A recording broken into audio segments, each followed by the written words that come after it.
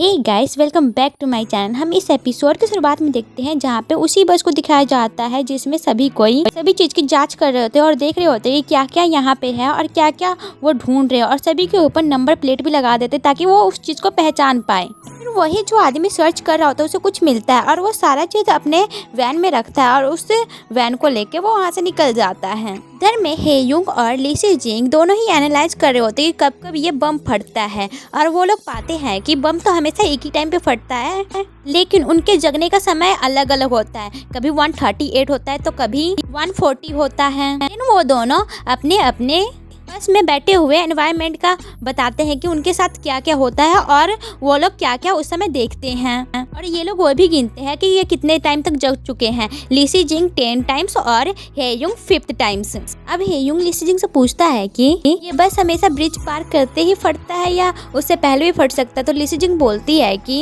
इतना मुझे याद नहीं है क्योंकि मैंने इतना ध्यान नहीं दिया और मेरा सर ऐसे चकराता रहता है उस टाइम, इसलिए मुझे नहीं पता, मैं अच्छे से नहीं बता सकती हूँ।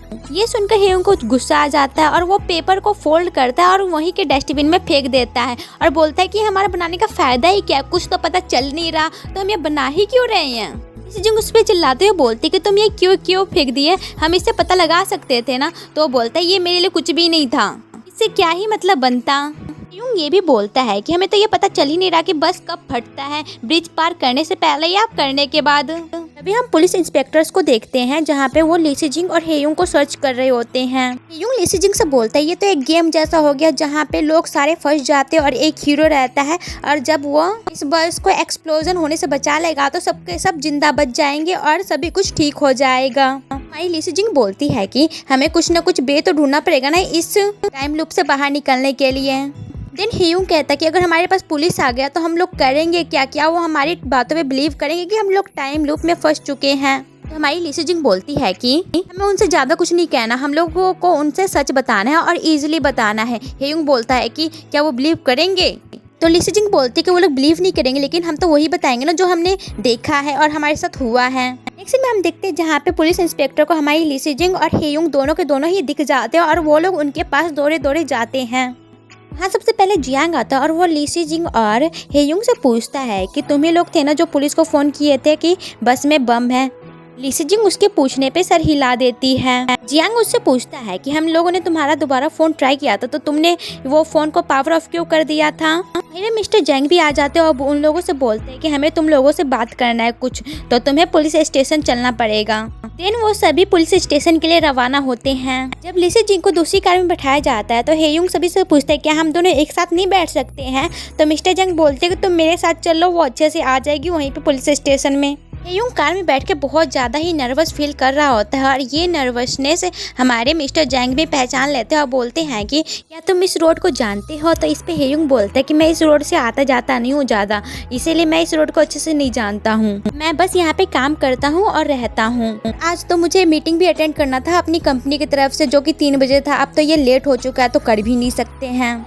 देन मिस्टर जैंग हेयुंग से बोलते हैं कि तुमने अपना फ़ोन पावर ऑफ कर रखा है तो कुछ मैसेजेस फ़ोन से ये सब नहीं आ रहे होंगे, उन सब का तुम्हें कांटेक्ट नहीं करना है। हेयुंग इस पे कहता है कि मैं उन्हें बाद में एक्सप्लेन कर दूंगा। मिस्टर जैंग कहते हैं कि हमें वहाँ तक पहुँचने के लिए थोड़ा टाइम लगेगा तो तुम कर सकते हो। जैसे ही हेयुंग अपना पावर ऑन करता है मोबाइल का, जैसे ही उस पर एक फ़ोन आता है लुई फैंग का, और वो चिल्लाते हुए हेयुंग से बोलता है। तो हेयुंग बोलता है कि मैं आपसे बाद में कॉन्टेक्ट करता हूँ, मैं अभी कुछ बिजी हूँ। जैंग ये सुनते ही बोलता है कि ये कितना रूड जैसे बातें कर रहा है, क्या तुम उसे झेल लेते तो हमारा हेयुंग बोलता है कि काम में तो ऐसा चलता है। अब हम देखते हैं जहाँ पे सभी कोई पुलिस स्टेशन पहुँच जाते हैं, जहाँ पे सबसे पहले उन लोगों का सामान रखा जाता है एक बकेट में। इन दोनों को ही अलग अलग रूम्स में ले जाया जाता है। मिस्टर जैंग और जियांग दोनों ही एक पुलिस इंस्पेक्टर के पास आते और बोलते हैं कि हम दोनों ने उन लोगों को ले आया है, हम लोग अभी भी सर्च करें कि हमें क्या क्या मिल सकता है। वहाँ पे एक और पुलिस इंस्पेक्टर आता है और चिल्लाते हुए बोलता है कि हमें कुछ मिला है, और वो उस पेपर को दिखाता है और वो वही पेपर होता है जो युंग ने ड्रॉ किया होता है। देन हम मिस्टर जैंग को ली सी जिंग के पास देखते हैं जहाँ पे वो बोलते हैं कि तुम्हें बस में बम का कैसे पता चला, स्मेल आया था, किसी ने अनजानी सी बातें किया था, या तुम्हें महसूस हुआ कि यहाँ पे बम है, तुम्हें क्या लगा था। लेकिन हमारी ली सी जिंग कुछ भी नहीं बोल रही होती है। जैंग लीसी जिंग के पास आते हैं और बोलते हैं ये कौन सा मैप है, तुम बता सकते हो, तुम इसके बारे में जरूर जानती होगी। इधर में हम हेयुंग को देखते हैं जो थोड़ा नर्वस होता है और जियांग चैंग उससे क्वेश्चन पूछना स्टार्ट कर देता है कि तुम कैसे जानते थे कि वो उस बस में एक बम है और तुमने पावर ऑफ क्यों कर दिया था मोबाइल का। तो हेयुंग बोलता है कि हमें टाइम की जरूरत है इसलिए हमने पावर ऑफ कर दिया और वो बहुत ज्यादा हड़बड़ाहट में बोल रहा होता है। हेयुंग अपने मन में सोच रहा होता है कि मैं इन्हें कैसे बताऊं कि मेरे साथ क्या क्या हो रहा है। उसे टाइम लूप के बारे में बताता है कि हम लोग टाइम लूप में फंस गए जहाँ पे मैं बार बार बस में बम ब्लास्ट हो जाता हूँ और फिर मैं उसी बस में फिर से दोबारा आ जाता हूँ। तो जियांग चैंग इस पे गुस्सा होकर बोलते हैं तुम हमारा टाइम वेस्ट कर रहे हो, यहाँ पे लोगों की मरने की बात हो रहा है। तो हमारा हेयुंग बोलता है कि मैं कोई टाइम वेस्ट नहीं कर रहा हूँ। जियांग चैंग उसी के ऊपर चिल्लाने लग जाता है और बोलता है कि टाइम वेस्ट करना बंद कर दो, जो सच है ना वो बताओ। नेक्स्ट सीन में हम जियांग को डायरेक्टर डू के पास देखते हैं जहाँ पे वो बैठ के डायरेक्टर डू को बातें बताता है कि वो लोग टाइम लूप के बारे में बात कर रहे हैं, बहुत ही ज़्यादा बेहुदी बात बता रहे हैं और जो सच है वो बता ही नहीं रहे, हम क्या करें। इसमें हम देखते हैं जहाँ पे लीसी जिंग बैठी हुई रहती है और वो मिस्टर जैंग को उसके नाम से बुलाती है। तो हमारे मिस्टर जैंग उससे पूछने लग जाते हैं कि बस का एक्सप्लोजन कैसे हुआ था, लेकिन जैसे ही उसके नाम पे ध्यान जाता है कि लीसी जिंग उसके नाम से उनको बुलाई है तो वो शौक में चले जाते हैं और बोलते हैं कि तुम मेरा नाम कैसे जानती हो लीसी जिंग, मैंने तो वहाँ पे बताया नहीं था कि मेरा नाम क्या है, मैंने तो बस अपना इन्वेस्टिगेशन कार्ड दिखाया था, मैंने तो तुम्हें कुछ भी नहीं बताया अपने बारे में, लेकिन तुम मेरा नाम कैसे जानती हो। हमारी लीसी जिंग बोलती है कि हम लोग एक दिन हॉस्पिटल में मिले थे जहाँ पे आपने खुद ही अपना नाम बताया था। जब मैं वोमिटिंग करने लगी थी तो आप अपने राइट हैंड से बोतल को खोलने की कोशिश कर रहे थे लेकिन आपने खोल नहीं पाया, तो लेफ्ट हैंड का यूज किए थे आपने खोलने के लिए बोतल को। सुन के तो हमारे मिस्टर जैंग का होश उड़ जाता है और वो अपने हाथों को नीचे कर लेते हैं। मिस्टर जैंग बहुत ही ज्यादा हैरानी में बोलते हैं कि हम दोनों हॉस्पिटल में कब मिले। हमारी लीसी जिंग बोलते कि आपको याद नहीं होगा क्योंकि हम लोग टाइम लूप में मिले थे जहाँ पे आपको कुछ याद नहीं है, लेकिन मुझे याद है कि आप जब मुझे मिले थे तो आपने अपना नाम भी बताया था। ये सुन के तो मिस्टर जैंग और भी ज्यादा ही शौक में चले जाते हैं और बोलते हैं टाइम लूप। हमारा हेयुंग भी यही सब समझा रहा होता है कि कैसे बस का एक्सीडेंट होता है और वो फट जाता है, फिर वो उसी बस में उड़ता है, फिर से एक्सीडेंट होता है, फिर से वो फट जाता है, उसके साथ बार बार यही हो रहा होता है। और लीसी जिंग का ये 10th टाइम है और ये 5th टाइम है उसका, ये भी वो जियांग चैंग को वो ये भी बताता है कि हमने एक बार बस को एक्सीडेंट होने से बचा भी लिया था लेकिन तभी भी वो फट पड़ा और तभी हमें पता चला कि उस बस में एक बम है और उस बम को हमें निकालना पड़ेगा, लेकिन हमने बस के आसपास देखा लेकिन हमें पता नहीं चला कि बस में बम का है, इसलिए हमें क्लू चाहिए था, इसलिए हम लोगों ने आपको फोन किया ताकि आप हमारी मदद कर सकें। इधर में हमारी लीसी जिंग भी यही बता रही होती है मिस्टर जैंग को कि वो बस बार बार फट जाता है और वो उस बस में बार बार जागती है और फिर फट जाता है। जब उसने वो एक्सीडेंट रोक भी दिया तभी भी उसका कोई फायदा नहीं हुआ, तभी भी बस फट गया। हमें जाके पता चला कि बस के अंदर एक बम है।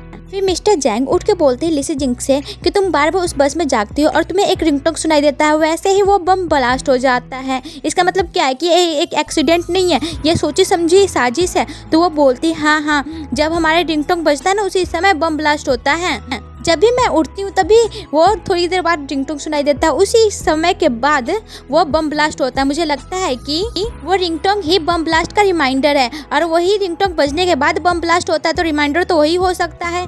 ये सुन के तो वो बोलते हैं कि सही में यही होगा। तो फिर हमारी लीसी जिंग बोलती है कि शायद ये गलती से भी बच सकता है, नहीं पता मुझे कुछ भी, कि शायद हो भी सकते हैं और शायद नहीं भी हो सकता है। लीसी जिंग इसी में बहुत ज्यादा कंफ्यूजन में रहती है। इन लोगों को कैमरा से देखने का काम डायरेक्टर डू कर रही थी, वो भी कुछ सोचती रहती है अपने माइंड में कि ये लोग बोल क्या रहे हैं, सच्ची में ये सब हो सकता है। वहाँ पे कोई आता है और बोलता है डायरेक्टर डू से कि डायरेक्टर डू ड्रग्स तैयार हो गया। डायरेक्टर डू बोलती है कि जाके उन्हें दे दो। में हम देखते जहाँ पे हेयुंग को ड्रग्स दिया जाता है, इधर में हमारी लीसी जिंग को भी वही ड्रग्स दिया जाता है। में हम देखते हैं जहाँ पे जियांग चैंग और सबके सब बैठे हुए रहते हैं और यही सोचे होते हैं कि ये लोग कर क्या रहे हैं। और जियांग चैंग सभी से बोलता है कि वो लोग खाली टाइम लूप के बारे में बातें कर रहे हैं, कितना झूठ बोलते हैं ये लोग। मिस्टर जैंग अपने ख्याल में खोए रहते हैं, तो वहाँ पे जैंग पूछता है मिस्टर जैंग से कि आप क्या उन लोगों को सच मान रहे हैं। वो बोलते हैं कि क्या वो लोग झूठ बोल सकते हैं, क्या तुम्हें लगता है कि वो लोग ऐसा झूठ बोलेंगे इस एक्सीडेंट के बारे में। वहीं पे एक लेडी पुलिस इंस्पेक्टर खड़ी होती है और बोलती है कि हेयुंग और लीसी जिंग का कोई भी रिलेशनशिप नहीं है। मिस्टर जैंग डायरेक्टर डू से बोलते हैं कि उस लड़की को ना तोड़ना आसान नहीं है। तो डायरेक्टर डू एक आइडिया बताती है और बोलती है कि मिस्टर जैंग आपको हेयुंग के पास जाना चाहिए और जियांग तुम्हें लीसी जिंग से जाके सवाल जवाब करना चाहिए। सबके सब डायरेक्टर डू के कहने के अनुसार जाते हैं, जहाँ पे मिस्टर जैंग हेयुंग के पास जाते हैं और बोलते हैं कि तुम्हें ये कॉफी पी लेना चाहिए, तुम्हें फ्रेश फील होगा। हेयुंग को जो ड्रग्स दिया गया तो उसके कारण वो अच्छे से कुछ भी नहीं देख पाता है। मिस्टर मिस्टर जैंग हेयुंग से पूछते हैं कि तुम क्या क्या जानते हो मुझे बता दो। तो हेयुंग बोलता है कि बस के अंदर एक बम था जिसके कारण ब्लास्ट हो रहा था बार बार। मिस्टर जैंग हेयुंग से बोलते हैं कि तुम बस से पहले उतर गए थे बम ब्लास्ट से, तो हमारा शक तुम्हारे ऊपर ही जाएगा क्योंकि तुम बस से एडवांस में उतर गए थे और हमारे मेन सस्पेक्ट भी बन गए हो ऐसा करके। ये सुन के हेयुंग बोलता है कि मुझे ये सब कुछ नहीं पता, आप जाके ली से जिंग से पूछ सकते हो, वो बहुत ज्यादा कुछ जानती है इस बारे में, तो आपको वो अच्छे से जवाब दे सकती है। मिस्टर जैंग हेयुंग से बोलते हैं कि हम तुम्हें चांस दे रहे ताकि तुम अपने आप को बचा पाओ, लेकिन तुम इस मौका को लेना ही नहीं चाहते हो। वो लड़की बहुत ज्यादा ही कोऑपरेटिव है, वो अच्छे से सभी सवालों का जवाब दे देती है और तो और हमें बाद में तो पता ही चल ही जाएगा ट्रुथ क्या है, हम तो सच का पता कर ही लेंगे, तुम बताओ चाहे मत बताओ। हेयुंग ली से जिंग की बातें सोचने लग जाता है, जहाँ पे वो बोलती कि सभी चीज को इजीली बताना उस पुलिस वालों को और सभी को, कि ताकि वो तुम पे भरोसा कर पाए। बट हेयुंग तो ली से जिंग के कहने अनुसार कुछ भी नहीं कर रहा था, वो सभी को बोल रहा था कि वो कुछ कवर अप करने की कोशिश करे, लेकिन मैं सब कुछ आपको सच बता रहा हूँ, आप मेरी बातों पे विश्वास करो, और आपको कुछ पता करना है तो आप जाके सीसीटीवी कैमराज में भी तो देख सकते हो, आप तो उस समय से सीसीटीवी कैमराज में से मुझ पे नजर रख ही रहे हो, तो जाके कर लो चेक। मैं 100 बार यही बात बता चुका हूँ कि हम लोग टाइम लूप में फंस चुके हैं, हम कुछ नहीं कर सकते, आप चाहे तो चेक कर लीजिए वो कैमराज। तो जैंग हेयुंग से बोलते हैं कि क्या वो हमारे से कुछ छुपा रही हो, कुछ चीटिंग कर रही हो तुम्हारे साथ, तुम ये कहना चाहते हो। इधर में मिस्टर जैंग की यही सब बातें सुन के हमारी ली से जिंग से बोलता है कि तुम्हारे लिए यही अच्छा होगा कि तुम अच्छे से सब कुछ बता दो ताकि तुम इसमें ना फंसो, और तुम्हें ना हेयुंग एक्यूज्ड कर रहा है, तुम्हारे खिलाफ जा रहा है हेयुंग। ये सुन के तो हमारी ली से जिंग बोलती क्या वो मेरे खिलाफ जा रहा है सही में, और तो उसने ये भी बताया कि तुमने ही उसे खींचा था बस के बाहर और तुमने उसे बचाने की कोशिश किया था, और वह उस एनालाइज्ड मैप को भी दिखाते हैं कि वो कह रहा है कि वो तुमने ही इसे कह के बनवाया है, क्या तुम नहीं जानती इसे। और वो यह भी बोल रहा था कि वो इस शहर को अच्छे से जानता तक नहीं है, ली से जिंग अच्छे से जानती है ये सब के बारे में, लेकिन हमारी ली से जिंग तो बहुत ही ज्यादा अच्छी थी, वो बोलती है कि हम दोनों ने सब कुछ साथ में किया है ये सारा चीजें, मैंने ही आपको सबसे पहले फोन किया था और उसने मुझे पावर ऑफ करने के लिए बोला कि ताकि आपका इस पे ध्यान जाए, मैंने कुछ नहीं किया है। यांग चेंग बोलता है कि तुम इसकी रिंग लीड हो, तुम इसकी लीडर हो, मुझे पता चल गया है। फिर में हम देखते हैं जहाँ पे एक लेडी आती है और डायरेक्टर डू को एक फाइल थमा के चली जाती है, जहाँ पे वो देखती है उस फाइल में कुछ, लेकिन हमें दिखाया नहीं जाता है। देन वो मिस्टर जैंग और चियांग चेंग को कॉल करके अपने पास बुलाते और बोलते कि मुझे कुछ पता चला है, जल्दी से आओ। के पास जैसे ये खबर पहुंचता है वो सब कुछ छोड़ के डायरेक्टर डू के पास भागता है। इसी में हम देखते हैं जहाँ पे डायरेक्टर डू वही फाइल को पढ़ रही होती है और वहाँ पे जियांग और मिस्टर जैंग आते हैं, जहाँ पे बोलते हैं कि क्या मिला है आपको डायरेक्टर डू। डायरेक्टर डू उन दोनों से बताती है कि ये एक नॉर्मल एक्सीडेंट नहीं था, उस बस में एक बम था, सही में एक बम था। इस बम ब्लास्ट से बचने वाला हमारे पास हेयुंग और ली से जिंग ही है। ली से जिंग तो ठीक है लेकिन हेयुंग बहुत ज्यादा ही अनस्टेबल है। हेयुंग के पास सभी कोई आते हैं, जहाँ पे डायरेक्टर डू हेयुंग से बोलती है कि तुम हमारे इस एक्सीडेंट के मेन सस्पेक्ट हो जो बम ब्लास्ट हुआ है बस में। और ये सुन के तो हेयुंग शौक में रह जाता है, बोलता है कि मैंने ऐसा कुछ नहीं किया है, आप मुझे क्यों मेन सस्पेक्ट बना रहे हो। इधर में हम देखते हैं जहाँ पे ली से जिंग सो जाती है और हमें तो पता ही सोने के बाद ली से जिंग कहाँ पे उठेगी, हमारे बस में। जो बस बम ब्लास्ट में फट चुका होता है उसी बस में हमारी ली से जिंग वापस से आ चुकी होती है। एंड यहीं पे हमारे इस एपिसोड की एंडिंग होती है। Thank you for watching and don't forget to subscribe my channel.